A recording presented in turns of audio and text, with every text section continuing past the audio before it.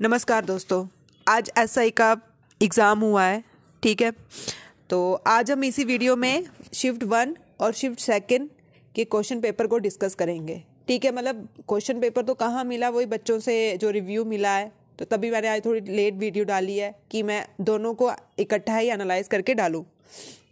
आपने देखा होगा बहुत इजी पेपर भी नहीं बोल सकते और डिफ़िकल्ट भी नहीं बोल सकते, मॉडरेट लेवल का पेपर था, ठीक है। आपने अच्छा ही किया होगा, ठीक है। तो हम देखते हैं शिफ्ट 1 में करंट के क्वेश्चन तो बहुत ही ज़्यादा थे, ठीक है। 10 से लेके 15 तक थे ही करंट, 10 से लेके 15 क्वेश्चन सिर्फ करंट अफेयर के, चाहे वो शिफ्ट 1 हो चाहे वो शिफ्ट 2 हो। और कौन सी फील्ड से आए थे मैक्सिमम? अवार्ड हो गए, रैंक होगी, इंडेक्स हो गया, या फिर कोई नेशनल पार्क, ठीक है। जैसे अभी वो नाइट लद्दाख में बना हुआ है, उसके ऊपर एक क्वेश्चन पूछा हुआ था, ठीक है। रैंकों के ऊपर क्वेश्चन पूछे थे, बुक के ऊपर क्वेश्चन पूछे थे, ठीक है। आपको पता ही है कि अब करंट अफेयर कितना ज़्यादा इंपॉर्टेंट है। जो 2021 का और 2022 का, ठीक है, इसको तो पूरा ऐसे गोट के जाओ। अब जो बाकी बच्चे रह गए ना वो, ठीक है। अब जरूरी नहीं है कि इसी फील्ड को ही देख के आप रहो कि हाँ रैंकों को रटेंगे हम, या फिर अवार्ड को रट के जाएंगे, ठीक है, या फिर नेशनल पार्क को। हर एक चीज़ पढ़नी है, ठीक है, हर एक चीज़ पढ़ के जाना है आपने। अब नेक्स्ट हम देखते हैं हिस्ट्री। कुछ बच्चों का यही डाउट होता रहता था, सारे सिर्फ क्वेश्चन मॉडर्न हिस्ट्री से आते हैं। इस बार इन्होंने क्या किया था, एंशियंट, मेडिवल और मॉडर्न, तीनों से क्वेश्चन आए थे।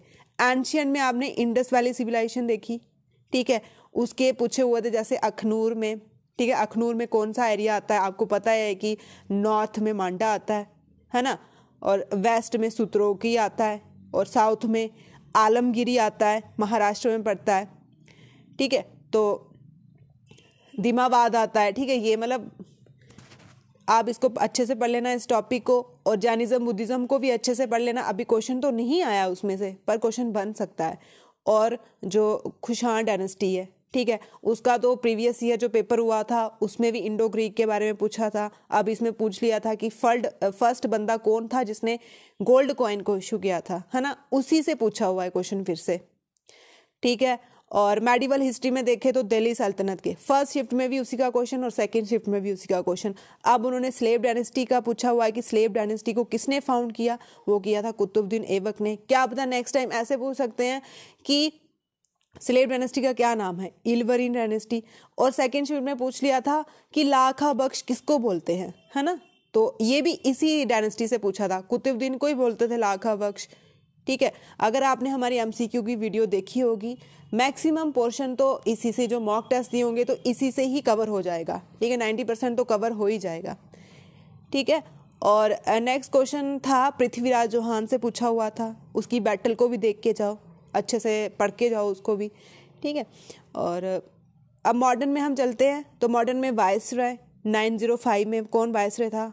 वो बहुत फेमस, बहुत इजी क्वेश्चन बोल सकते हैं हम इसको, लॉर्ड कर्जन थे उस टाइम, ठीक है। स्वदेशी मूवमेंट को हम क्या बोलते हैं? ये मैंने अपनी वीडियो में इतनी बार बोला हुआ है। अगर आपने मेरी हिस्ट्री की सीरीज़ देखी होगी, मेक इन इंडिया एग्जाम्पलें दी हुई हैं, ठीक है, उसका दूसरा नाम पूछा था। और ये डू एंड डाई, आजकल तो कोई भी मोटिवेशन ही करना हो बंदों को तो हाँ करो या मरो, तो ये सभी को पता है किसने स्लोगन निकाला था, गांधी जी ने। फिर सेकंड शिफ्ट में भी इसी से गांधी के टाइम पीरियड से पूछा था, दांडी मार्च, है ना, दांडी मार्च से क्वेश्चन था, ठीक है।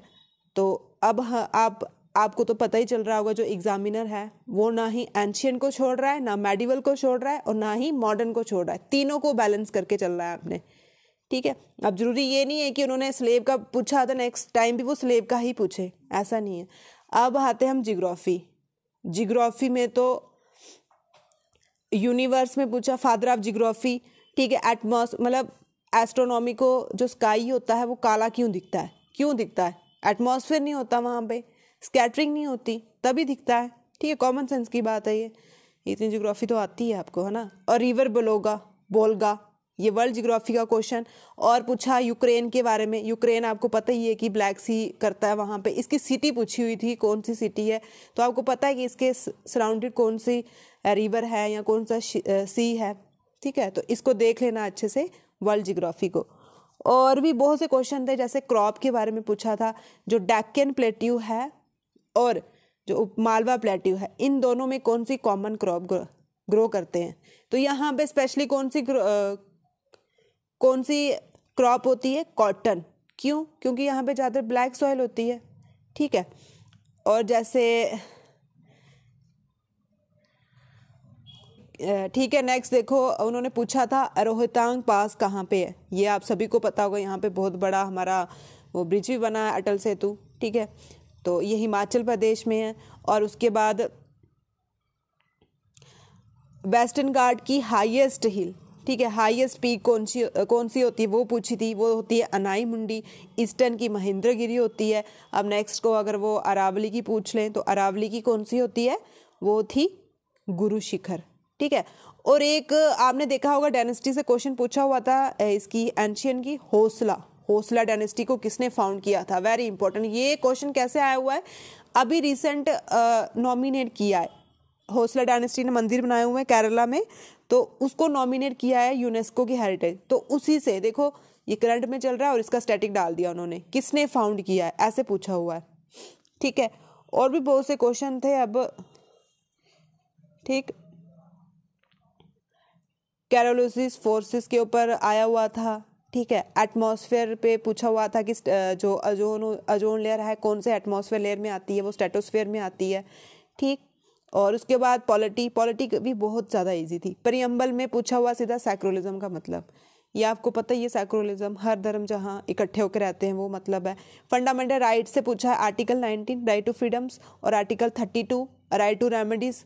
ठीक है, और इन्होंने पूछा था 343 आर्टिकल किससे रिलेटेड है? ये ऑफिशियल लैंग्वेज से। क्या पता कल को ऐसे पूछ लेंगे जो ऑफिशियल लैंग्वेज के चेयरमैन होते हैं उसका जो टाइम पीरियड होता है वो कितना होता है, या प्लेजर ऑफ प्रेसिडेंट। ठीक है, तो आपने जो ये चीज़ें हैं non constitution body, fundamental rights, ये तो ऐसे रट्टे मार के जाने। एमरजेंसी से क्वेश्चन पूछा था।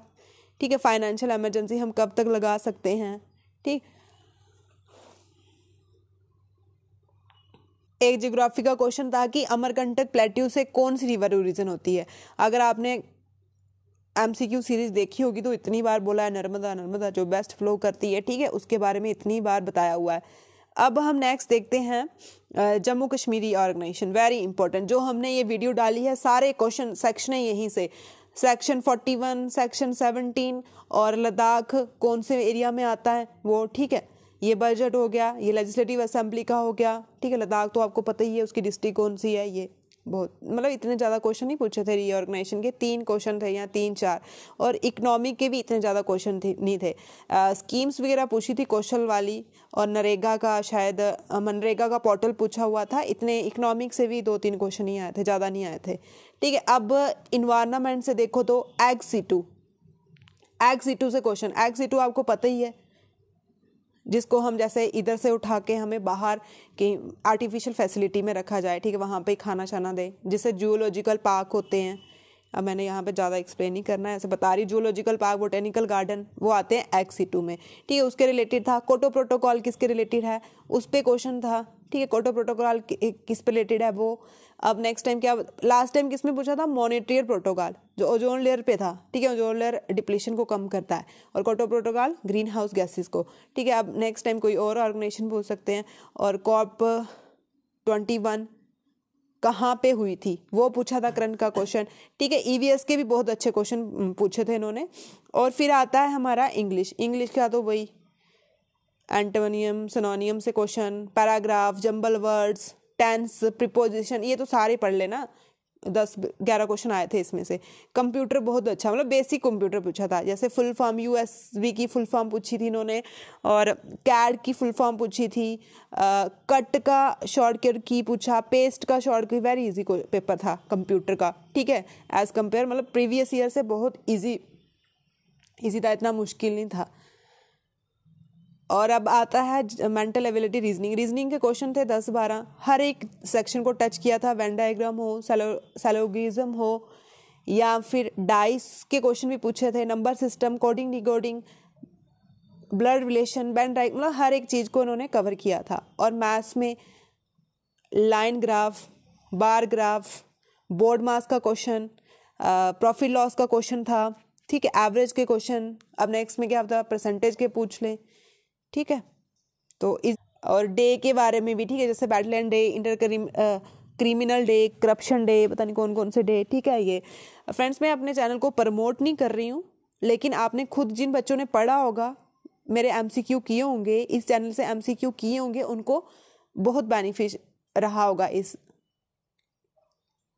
ठीक है। तो आप अपनी तैयारी अच्छे से करते रहो, थोड़ा पता चल गया कि इस टाइप का एग्ज़ाम आता है, जरूरी नहीं है यही आएगा नेक्स्ट टाइम, पर हाँ अब ये है कि एंशियंट और मेडिकल को भी साथ साथ लेके चलना है। और साइंस तो रहेगी ना, साइंस के तो विटामिन के क्वेश्चन ऑफ 3-4 क्वेश्चन तो उसके सिर्फ पूछे थे विटामिन के, क्रोमोसोम का क्वेश्चन पूछा था, बैक्टीरिया जैंडिस, बैक्टीरिया के रिलेटेड क्वेश्चन पूछा हुआ था, साइंस के बहुत क्वेश्चन आए थे, ठीक है। हमने विटामिन की ट्रिक भी डाली हुई है, देख लेना वो।